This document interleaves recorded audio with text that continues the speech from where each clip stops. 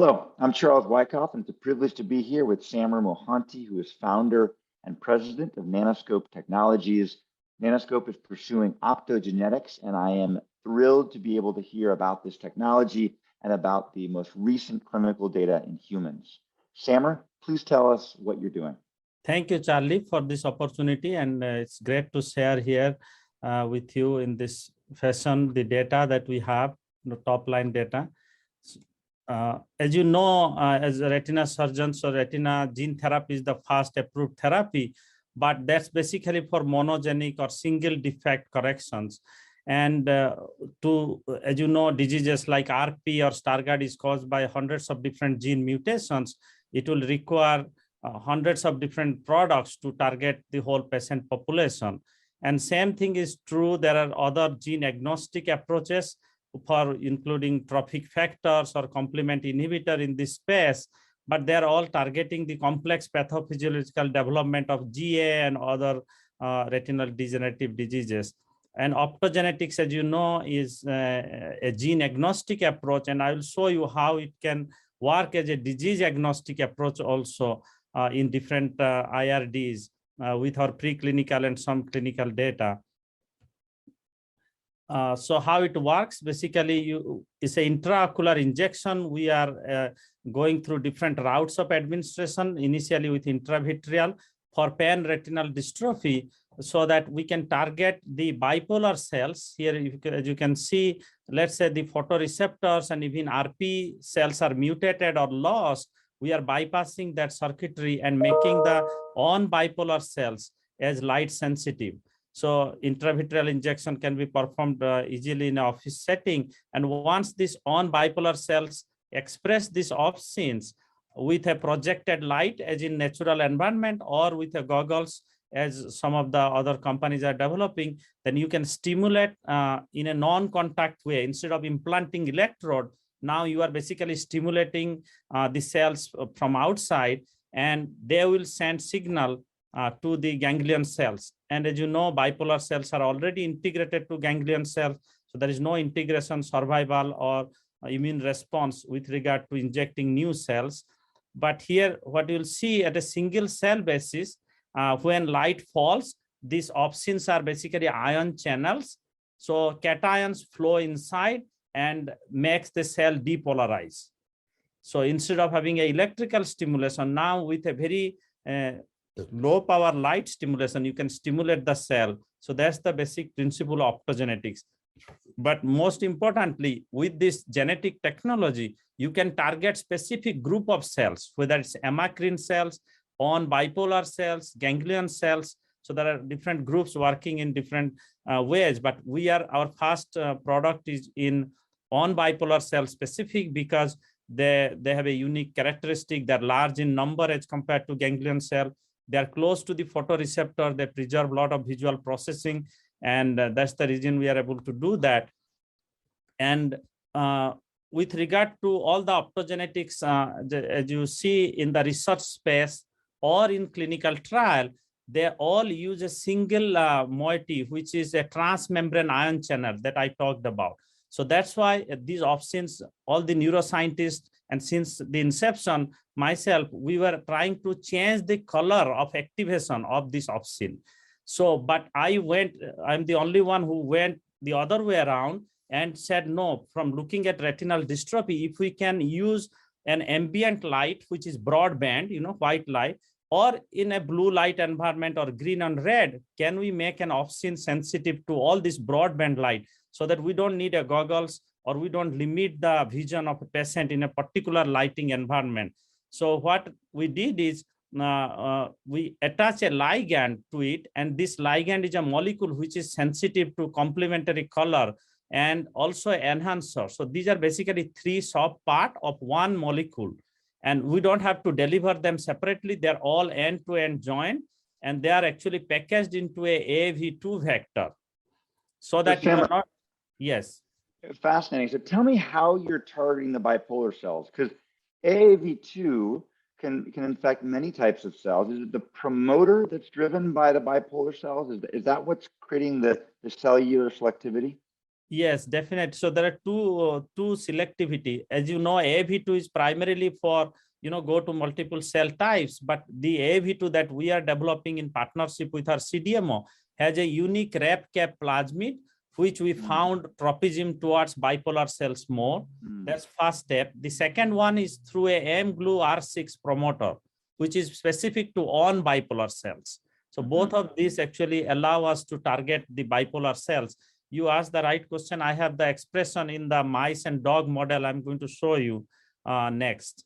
And you're able to penetrate through the ILM.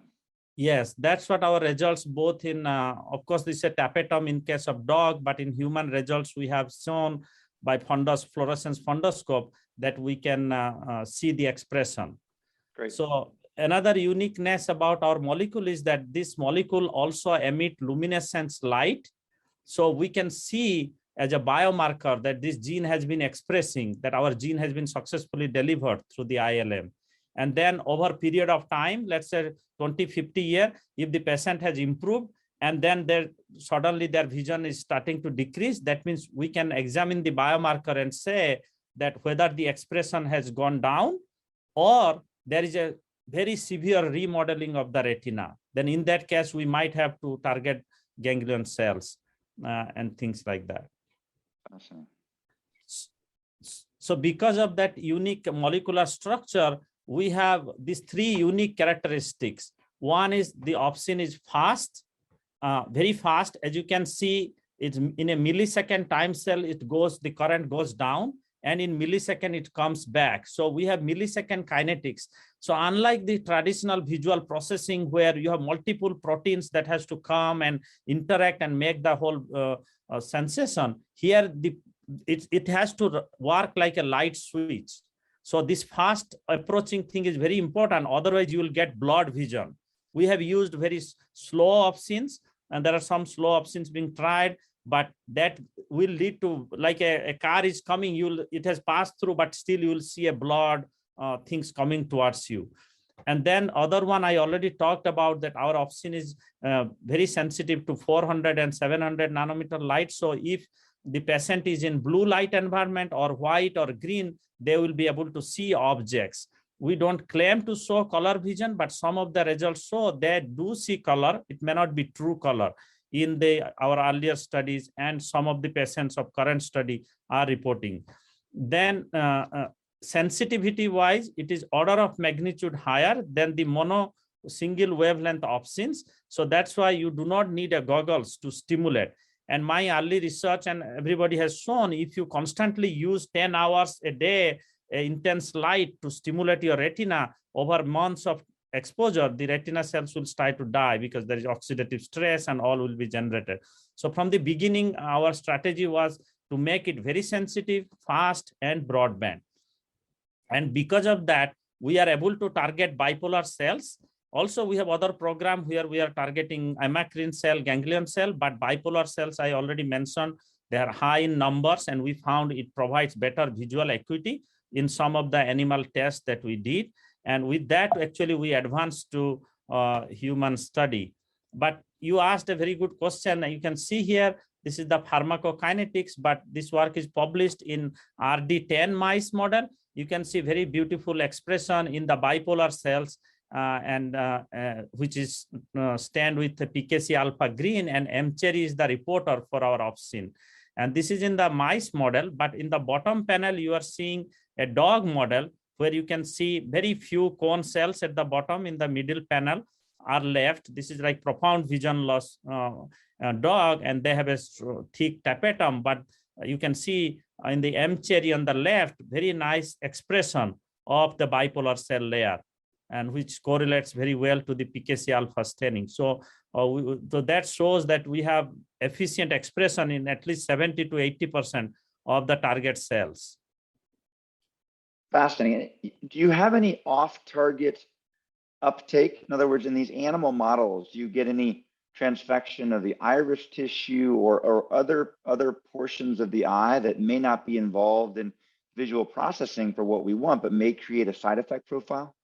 Yeah, so we have not seen with our we did biodistribution study of different organs and also specific in the eye. We did not see any significant or detectable level of expression in iris or other tissues of eye. Great, thank you. You're welcome. So now just to show you that we did number of behavioral studies, and these studies are done at very low light level, few lux, the intensity that you are sitting currently in the room.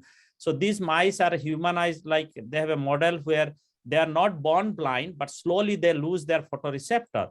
And then if you test them, you can see even at intense light, they cannot find the light at the age of 12 to 16 weeks.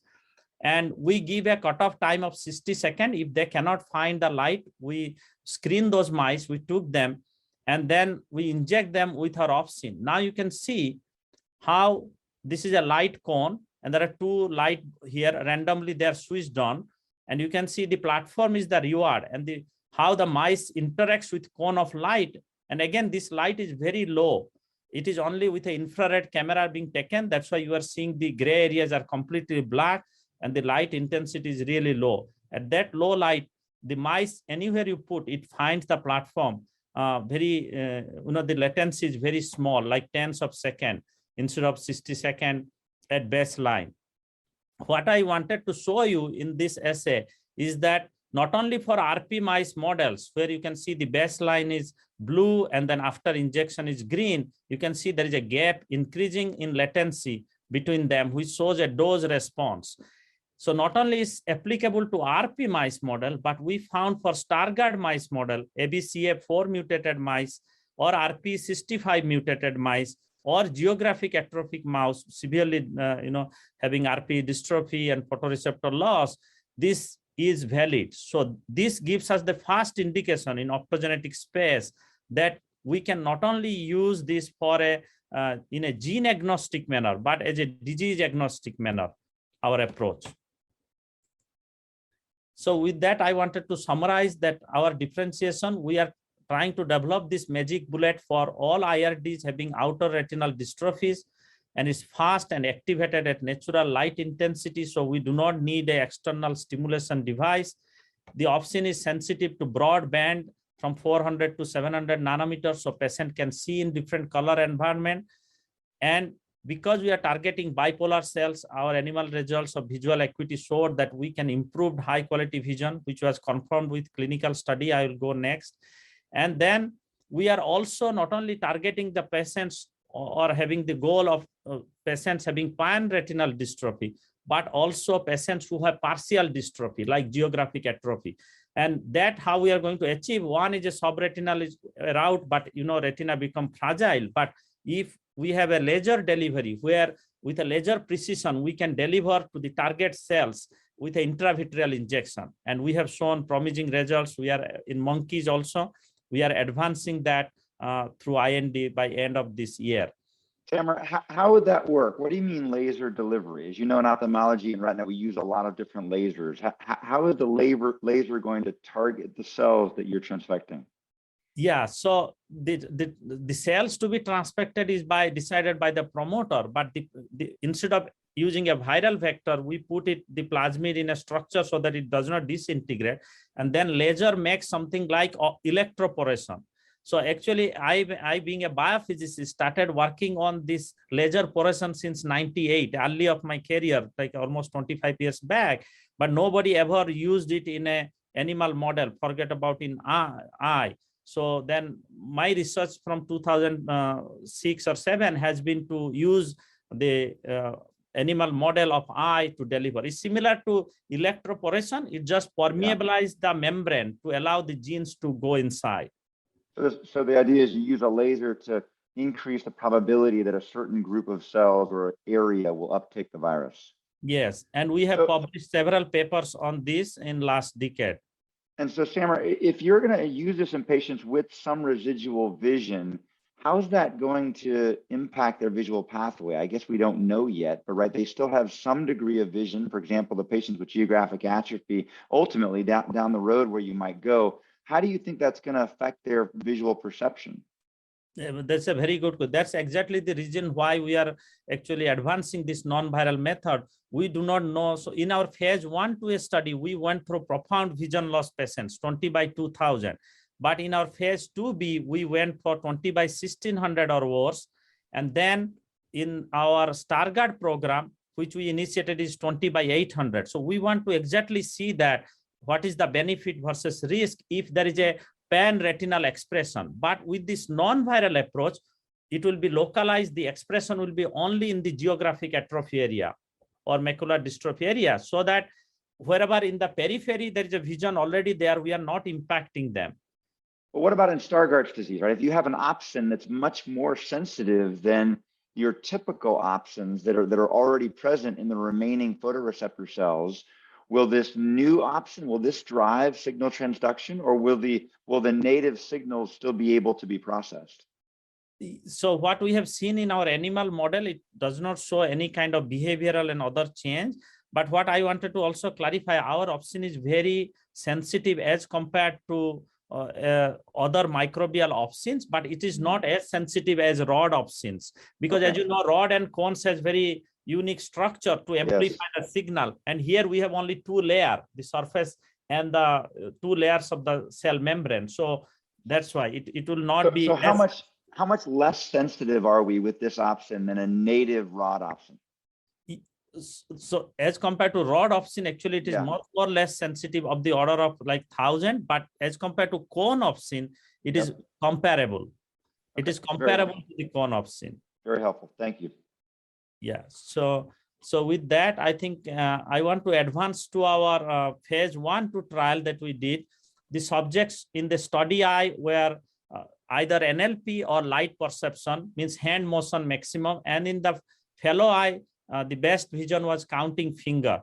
So 3 subjects were dosed with low dose, and then when the safety was established, we dosed 3 other high dose, and then ultimately recruited another 5 subjects. So there were 8 subjects in high dose and 3 in the low dose.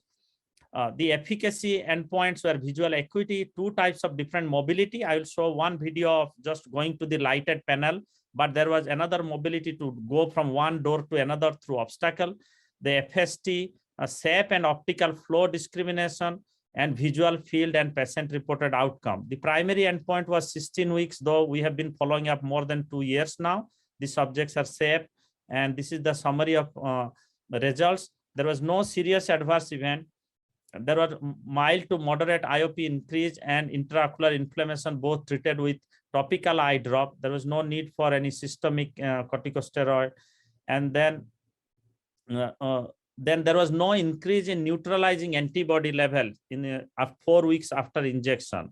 Sam, 2 questions for you. Were patients enrolled based on the presence or absence of antibodies against AAV2 at baseline? Were titers measured before enrollment? Yes, we had a 1:1000 as a cutoff, as a enrollment criteria, but we didn't see any correlation of any increase or things like that. And were there any prophylactic steroids used? Prophylactically, yes, -3 to +8 days they were used. And then whenever there was in 3 subjects, there was some intraocular inflammation, then again, topical steroid was used. Please show us the results. Yes, so we have, I wanted to show a video. This is one of the maze, like you see in the animal case, randomly 2 light is switched on. Now you can see one of the patient as 1 lux light level. Again, image is enhanced, is not able to find light. So this is the simplest maze without the doorway. This is at baseline. Now at 16 weeks, you can see the subject finding the light clearly. So this is about the mobility, but also there was improvement in determining shape and flow. So like we have static patterns of rectangles and sphere and triangle at different light intensity. We could measure what is the threshold light intensity to detect these shapes, also sizes and direction of flow, and all those parameters, and even the speed. We went up to 180 degrees per second, this speed, and patients were able to detect those. So all this data we are trying to publish those. But most convincing result that we got is in visual acuity. So what is shown here is the change in visual acuity in the high dose and low dose subjects. If you see here at 16 weeks, 6 out of 8 subjects had more than 0.6 logMAR improvement. Just I wanted to mention here, these are not ETDRS visual acuity. This is Freiburg acuity. Now you can see one of the subject. FRDUZ, HPUZD, DHNUV, NVHF,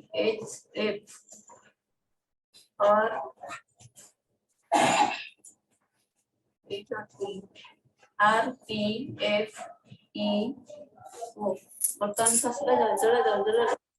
So sorry. So the patient, this is one of the best patient who has improved up to 20/200, and this is after 2 years of visit. So there is durability, safety, and we are observing that in a responder group, and in the low dose group, only 1 out of 3 subjects improved. So there was a dose dependency in case of visual acuity, but mobility and other safe discrimination was seen across both the groups.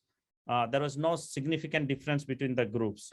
And you said you said 3 of the patients had developed inflammation at some stage? Yes. And they were all treated. Was it all a single episode of inflammation, or was it recurrent inflammation? What happened with those patients? I think 1 or 2 subject has recurrent, but at the end of 52 weeks, nobody was under steroid or any inflammation. And a 2+ year visit, 6 out of 11 subject came to the visit, and none of them had any inflammation. Great.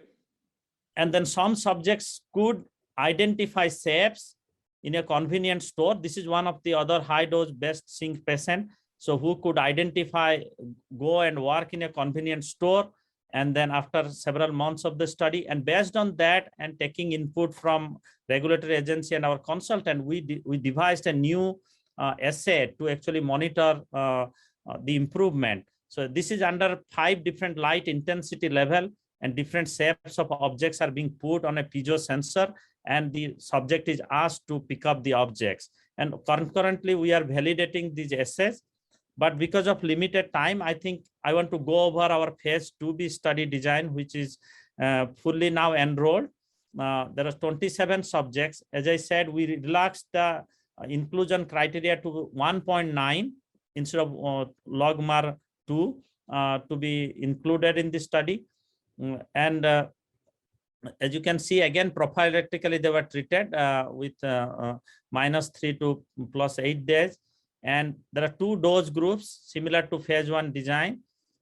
And there is a same control group. And the primary endpoint is now 52 weeks. And this is being done across 7 sites in US. And enrollment actually completed in January last month. And the last patient has been dosed this month. And there is no SAE so far. And DSMB meetings is happening almost every 2 weeks. And there is no change to the protocol. So the study is going well, and in a blinded manner, in some of the PIs are reporting the subjects are improving. Some are improving very drastically, even more than what we observed in ex-US study. Visual acuity has improved from logMAR 2.25 to almost 1. So in some of the subjects, which is really profound for us. Fascinating. Though we are blinded. Yeah. It is fascinating data, very exciting for the entire space. So what happens next? Let's say this phase 2 trial is positive. What will it take to get this approved by the FDA? That's a very good, that brings to the next question. So then there are 2, if the data is as good as phase 1, 2A, we think there is a definite need and it's an orphan disease. So FDA will consider fast tracking our application.